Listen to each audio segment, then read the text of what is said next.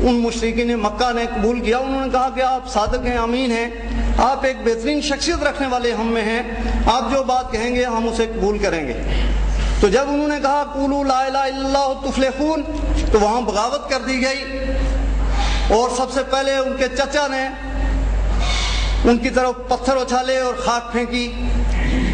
تو یہ بنیادی جو بات ہے کردار کی، آپ کی دعوت کوئی نہ بھی مانے لیکن کردار کو مانے، میری دعوت کوئی نہ بھی مانے لیکن میرے کردار کو ضرور مانے کہ یہ جو شخص ہے یہ بہتر ہے، اچھا ہے، جو بات کم سے کم یہ کہہ رہا ہے یہ بالکل قول و فعل میں برابر، اس کی بات جو ہے وہ برابر تول رکھتی ہے. ایک تو یہ چیز. اس کے علاوہ ہمارے قریبی ذرائع ہوتے ہیں، رشتہ دار ہوتے ہیں، مختلف پڑوسی ہوتے ہیں، ان کے مختلف افکار، مختلف سوچ وہ رکھتے ہیں. اب ہمیں ان کی عزت، ان کی تکریم بھی کرنی چاہیے، ان کی بعض اوقات بعض معاملات میں حوصلہ افزائی بھی کرنی چاہیے، اور ان سب باتوں کے ساتھ ان میں اپنی بات بھی رکھنی چاہیے. اگر وہ ہماری بات کسی وجہ سے نہ مانے تو ہمیں دل برداشتہ ہو کر ان سے ناراض نہیں ہونا چاہیے، نہ ہی یہ سوچ لینا چاہیے کہ یہ بیکار لوگ ہیں، ان کے ساتھ ہمارا یہ سلسلہ نہیں چل سکتا، بلکہ بہرحال ان سے ربط رکھا جائے، کوشش یہ کی جائے کہ ان کے ہر دکھ درد میں شریک ہوا جائے. جیسے کہ جناب مولانا مودودی رحمہ اللہ نے تحقیر افکار اور تعمیر افکار کے حوالے سے سب سے پہلے جو بات دعوت کے حوالے سے کی کہ تحقیر افکار اور تعمیر افکار کرنا ہے ہم نے. اس کے بعد صالح افراد کی تلاش کر کے ان کی تربیت اور تنظیم کرنی ہے، اور اس کے بعد اجتماعی اصلاح کرنی ہے. ہم نے سب مل کے ایک دوسرے کی اصلاح کرنی ہے. نبی کریم صلی اللہ علیہ وسلم کی حدیث ہے کہ المومن مرۃ المومن، مومن جو ہے وہ مسلمان کا آئینہ ہے. جب آئینے میں ایک چہرہ ہم دیکھتے ہیں تو اپنے چہرے کے چند جو کچھ میل کی چال یا کوئی خامی ہے وہ ہمیں نظر آتی ہے تو ہم اسے صاف کر لیتے ہیں. اسی طرح مومن دوسرے مسلمان کے لیے ایک آئینے کا جو حیثیت رکھتا ہے، اسے چاہیے کہ اپنے مسلمان بھائی کی اصلاح کرتا رہے. اور پھر نظام حکومت کی اصلاح، جو کہ ہمارے لیے سب سے بڑا چیلنج ہے اس وقت کہ نظام حکومت کی اصلاح کیسے کی جائے. اسی کی صحیح میں ہم یہاں گٹھے ہیں، اور اسی کی صحیح ہمارے قائدین بھی کر رہے ہیں، اور اسی کی صحیح اس وقت پورے عالم اسلام کے اندر وہ مسلم تحریکیں کر رہی ہیں جو کسی نہ کسی حال میں آج بہت سارے مسائل سے دوچار ہیں. تو یہ بنیادی وہ چیزیں تحقیر افکار اور تعمیر افکار. اب تعطیر افکار بھی تب ہم کر سکیں گے جب ہمارا اپنا کردار اس قابل ہوگا کہ لوگ ہمیں مانیں، اور تعمیر افکار بھی تب ہم کر سکتے ہیں کہ جب ہمارے پاس وہ علم ہو اور ہم قرآن و سنت کا علم بہترین انداز سے رکھتے ہوں. لوگ ہیں جو مؤثر ہیں پیپلز پارٹی کے لیے، جماعت مسلم کانفرنس کے لیے، تو ان لوگوں تک میں اپنی دعوت کو لے جاؤں. اسی طرح آپ سب جتنے ہیں، آپ اپنے حلقے میں یہ جانتے ہیں کہ وہ مؤثر لوگ کون ہیں جن کے سامنے آپ دعوت اللہ خلوص سے پیش رکھیں، اور موجودہ حالات کے تناظر میں انہیں یہ سمجھائیں کہ اصل میں جو بنیادی صلاحیت رکھنے والے لوگ اس وقت ہیں، لوگوں کی جو امامت کر سکتے ہیں، لوگوں کے جو قائد بن سکتے ہیں، وہ کون لوگ ہیں، ان کی نشاندہی کریں. اور اس کی بہت ساری مثالیں ہمیں قرآن سے بھی مل سکتی ہیں، نبی کریم صلی اللہ علیہ وسلم کی ذات مبارکہ سے بھی مل سکتی ہیں، اور صحابہ کرام عنہم اجمعین سے بھی مل سکتی ہیں. تبا تابعین اور مختلف امور میں سلاطین کے دور میں بھی بہت ساری مثالیں ہمارے پاس ایسی ہیں جو ہم دے سکتے ہیں کہ یہ اصل میں وہ کردار ہے جو کہ اس قابل ہے کہ جو ہمارے مثلا قائد ہوں، ہماری ریاست کے حکمران ہوں، ہمارے ادارے جو ہیں ان کے اوپر ایسے لوگ ہوں تاکہ ایک صالح سوسائٹی اور صالح معاشرہ جو ہے وہ قائم ہو، اور ہمارے ملک میں امن امان اور لوگوں کی عزت نفس جو ہے وہ بحال ہو سکے.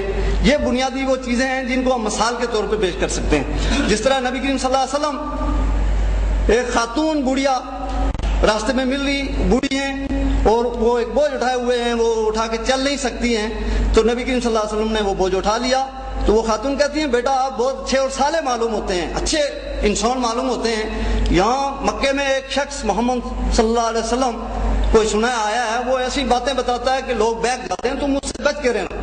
تو نبی کریم صلی اللہ علیہ وسلم نے فرمایا کہ وہ شخص تو میں ہی ہوں. تو اس بڑھیا نے کہا اگر تم ہو تو تم بہترین آدمی ہو, تمہارا کردار بہترین ہے, میں نے تو سنی سنائی باتوں پہ عمل کیا, تم تو بہت اچھے آدمی ہو. کم سے کم ایک کردار, ایک رول, ایک مثال, تمثیل ہمارے پاس ایسی ہو جو لوگوں کے ذہن میں باقاعدہ ان کے ذہن کے اندر اس کی ایک فکر تفکر جائے اور وہ اس چیز کو ماننے کے لیے تیار ہوں. آنے والے جو ہمارے مقررین ہیں ان سے درخواست ہے کہ 5 منٹ میں اپنی بات مکمل کریں اور یہ سامنے رکھیں کہ ہمارا موضوع کیا ہے. جماعت اسلامی اس معاشرے میں دعوتی اور سیاسی پیشات کیسے ادعو الی سبیل ربک بالحکمہ صدق اللہ العظیم. مجھ سے پہلے میرے بھائی نے بڑی مدلل اور تفصیلاً گفتگو فرمائی. اگرچہ میں کوئی تقریر نہیں کروں گا, میں چودھری شہداد صاحب کی طرح ذرا دیسی انداز میں 2-4 باتیں آپ سے کروں گا, شاید کہ اتر جائے تیرے دل میں میری بات. سب سے پہلے تو میں یہ کہوں گا کہ ہمیں دعوت کا آغاز اپنی ذات سے کرنا ہے, اس لیے کہ قرآن کہتا ہے کہ تم اوروں کو تو نصیحت کرتے ہو لیکن اپنے آپ کو بھول جاتے ہو. اوروں کو نصیحت اور خود میاں فصیحت. ہم جس فرد کو بلا رہے ہوتے ہیں وہ ہماری نسبت بعض اوقات بدرجہ ہم سے بہتر ہوتا ہے, اس لیے ہمیں یہ سوچنا چاہیے سب سے پہلے اپنے جو سیرت و کردار ہے اس پہ توجہ دینی چاہیے. اور اس سے پہلے جو مناز صاحب کا پروگرام تھا اس میں انہوں نے اس پہ بڑی تفصیلاً گفتگو بھی کی کہ ظاہر بات جب ہم داعی بنے ہوئے ہیں تو ہمارا کردار مثالی ہونا چاہیے اور بہترین ہونا چاہیے. کردار سب سے بڑی دعوت ہوتی ہے. اور اس سے آگے چل کر میں یہ کہوں گا کہ اس کے بعد جو سب سے بڑا مورچہ ہے دعوت کا وہ ہمارا گھر ہے. اور قرآن ہمیں یہی کہتا ہے کہ سب سے پہلے وہ کہتے ہیں کہ اپنے آپ کو اور پھر اپنے گھر والوں کو جہنم کی آگ سے بچاؤ. اور ہم دیکھتے ہیں کہ اللہ کے رسول صلی اللہ علیہ وسلم نے بھی دعوت کا آغاز اپنے گھر سے کیا تھا. یوں تو باہر ہم جو ہے وہ بڑے کہیں قیم حلقہ, کہیں یونین کونسل کے جو ہے وہ امیر اور پتہ نہیں کیا کیا کون سے امیر صاحب بنے پھرتے ہیں, لیکن ہماری گھر پہ ہی خود ہمارے والد صاحب کو ہی نہیں پتہ ہوتا کہ جماعت اسلامی کیا چیز ہے, اور ہماری امی کو خود نماز نہیں آ رہی ہوتی. تو اس لحاظ سے میں یہ سمجھتا ہوں کہ سب سے پہلے جو ہے وہ ہمیں اپنے گھر کے اوپر توجہ دینے کی ضرورت ہے. اور ہمارا جو مرکز ہے وہ بھی اس بات پہ زور دیتا رہتا ہے کہ جی مقامی جماعتیں, اور میں نہیں سمجھتا کہ کوئی حلقہ ایسا ہوگا جہاں پہ کہیں 2-3 مثالی مقامی جماعتیں بھی ہوں گی. تو سب سے پہلے مقامی جماعت تو ہماری اپنے گھر کے اندر ہونی چاہیے. میں اپنے گھر کی آپ کو بات بتاؤں کہ ہم 3 بھائی ہیں اور چند مہینے پہلے ہم نے بھی اپنے گھر سے ہی آغاز کیا. ہم نے صبح جو ہے وہ تفہیم القرآن کی کلاس رکھی اور شام مغرب کے بعد ہم نے مطالعہ حدیث کی کلاس رکھ لی. اور چند روز پہلے پھر میں نے 3 بھائیوں کے ساتھ میں نے اپنے والد صاحب کو بھی اس میں شریک کر لیا. اب میرا خیال ہے کہ کسی ایک پڑوسی کو بھی اس میں لا کر بٹھا دوں گا. تو سب سے پہلی جو مثالی مقامی جماعت ہے وہ ہمارا گھر ہونا چاہیے. جب ہمارا گھر ایک اچھی مقامی جماعت بن جائے گا, ہمارے والد صاحب کو, اماں کو اور دیگر گھر والوں کو پتہ چل جائے گا کہ جماعت اسلامی کیا ہے, تو پھر میرا خیال ہے ہماری دعوت آگے بڑھ سکے گی. اس کے ساتھ ساتھ میرے بھائی نے جیسے کہا کہ ہمیں جو اپنی قریبی مساجد ہیں ان کے اندر بھی حلقے قائم کرنے چاہیے, قرآن حلقے قائم کرنے چاہیے. وہاں پہ بھی جو ہفتہ وار منصوبہ عمل دیا گیا اس کے مطابق وہاں بھی پروگرامات کا انعقاد کرنا چاہیے. یہ منصوبہ عمل بھی میں آپ کو یہ بتا دوں کہ یہ بھی کوئی قرآن حدیث نہیں ہے, محض ہمارے مرکز نے ذرا ہماری سہولت اور آسانی کے لیے یہ آسان ترین جو پروگرامات ہیں یہ ہمارے لیے تجویز کر رکھیں. ادروائز اس سے کوئی لیفٹ رائٹ بھی ہوا جا سکتا ہے وہاں کے ماحول اور جو اس کی مناسبت کے ساتھ.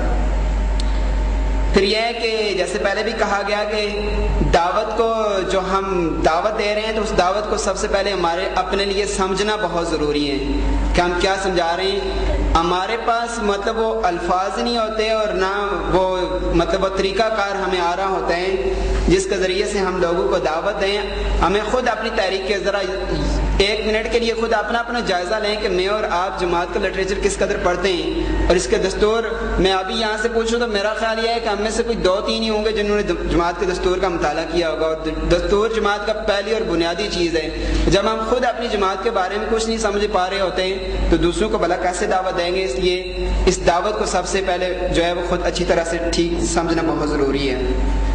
پھر اس کے لیے مناسب وقت، جیسے پہلے میں نے آیت پڑھی کہ اس کو حکمت کے ساتھ وہ ہمارے تبلیغی